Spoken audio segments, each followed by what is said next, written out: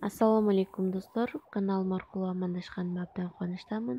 Бүгүн сиз менен биргеликте сливадан компот даярдайбыз. Сливаны жууп, тазалап алдым.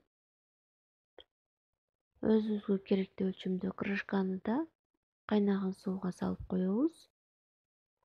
Ошол эле учурда таза жуулган банканы дагы парлап алабыз кайнаган сууда.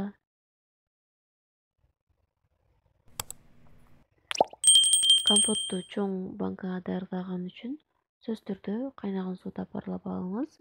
Ошондо таза стерилденип, биздин компотубуз сонун болот. Эми банкалардын ичине сливаны салып алабыз. Ар бир банкага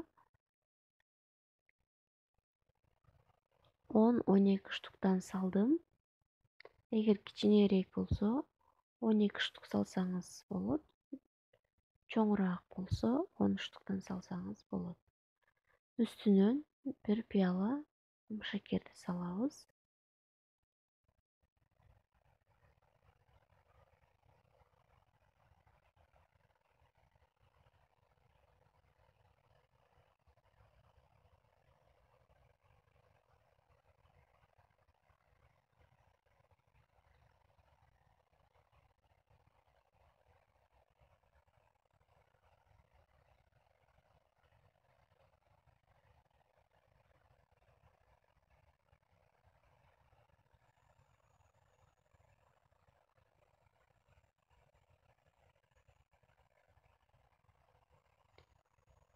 Мынакей достор, баарына мына ушинтип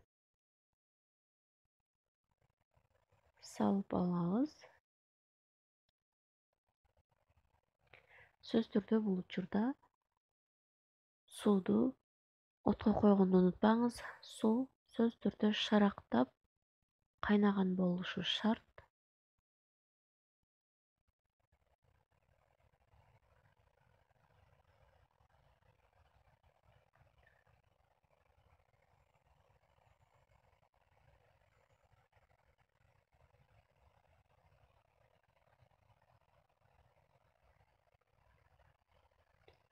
Мынакей идиштерге салып алган соң банкалардын баарын бир четке коюп,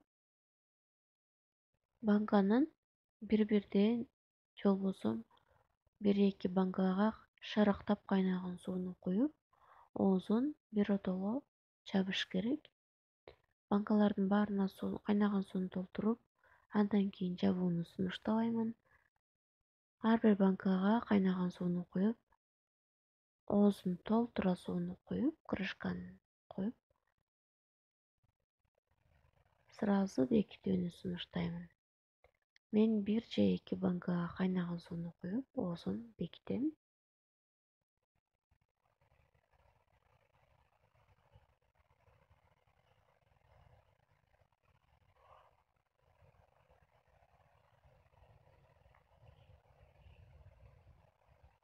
Сөзсүз түрдө оозу жакшы бекилиш керек.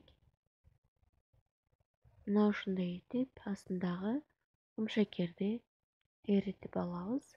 Ушул эле учурда биздин банканын оозу кандай жабылганын дагы көзөмөлдөп койсоңуз болот.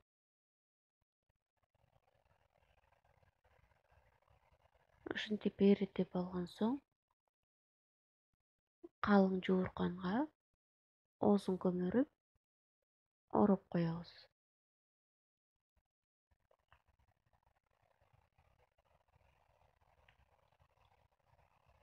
Калган банкаларды да ушул видеодо көргөндөй кылып оозун бекитип алабыз. Сөзсүз түрдө закрылкаңызда жакшы жабыш керек.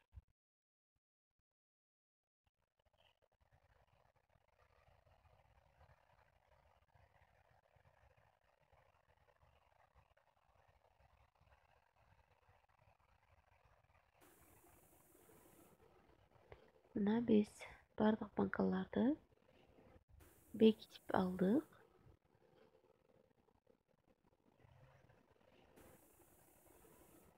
Астындагы комшекерлерди сөзсүз түрдө эриткенди унутпаңыз. Ушинтип эритип, оозун ылдый каратып, калың жууркан менен ороп коебуз. Өзүнүн хоту менен муздаганча тейлейбиз. Муздагандан соң подвалга коюп, кышка сактап койсоңуз болот. Кийинки видеодон амандашканча Аллахка аманат болуңуз.